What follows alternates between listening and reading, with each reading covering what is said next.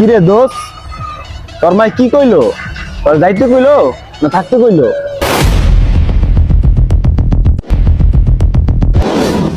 আমার মা কি কইছে শুনবি?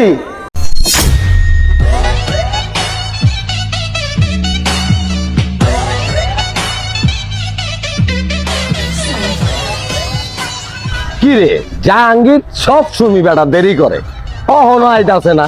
হালাই কখন থেকে বেটা ফোন দিছি, আহি না আহি না আহি না। এ বেটা শাহিন, শালা কামাইলে কামটা করছে কি জানো? রাত 3টা বাজে আমার ফোন দিছে, ফোন দিয়ে কইতেছে আমি অ্যাক্সিডেন্ট করছি।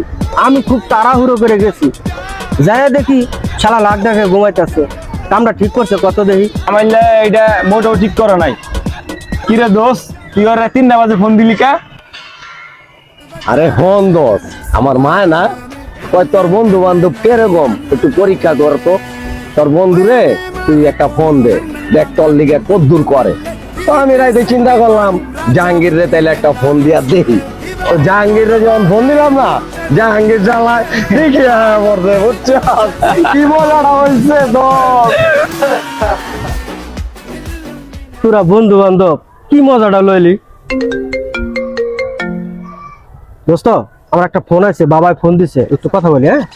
হ্যাঁ কথা কও। হ্যাঁ বাবা বলো, কি হয়েছে? ওই জমিলে আবারও গ্যামজাম লাগছে? তুমি চিন্তা করো না, আমি এক্ষুনি আসতেছি। কামাল দোষ, তুই কি আমার লগে যাবি? দোস্ত শোন, এমনি অগদেশে জ্ঞান হইতাছে দোস্ত, তুই যাইস না, কারণ তোর জানে কে বুঝতেছ না বেটা। দোস্ত আমার মায়ের একটা কল দে। হ্যাঁ আম্মু, ওই আমার দোস্তের একটু গ্রামের বাড়িতে একটু সমস্যা হয়েছে, তো তো আমি কি আমার দোস্তের সাথে কি একটু গ্রামে যাব?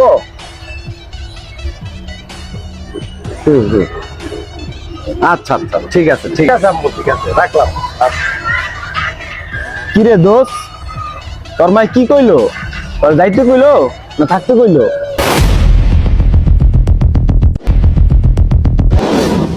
আমার মা কি কইছে শুনবি?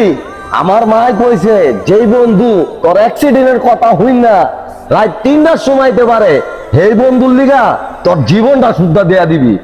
কথাটা মনে রাখিস দোস্ত। আয় দোস্ত।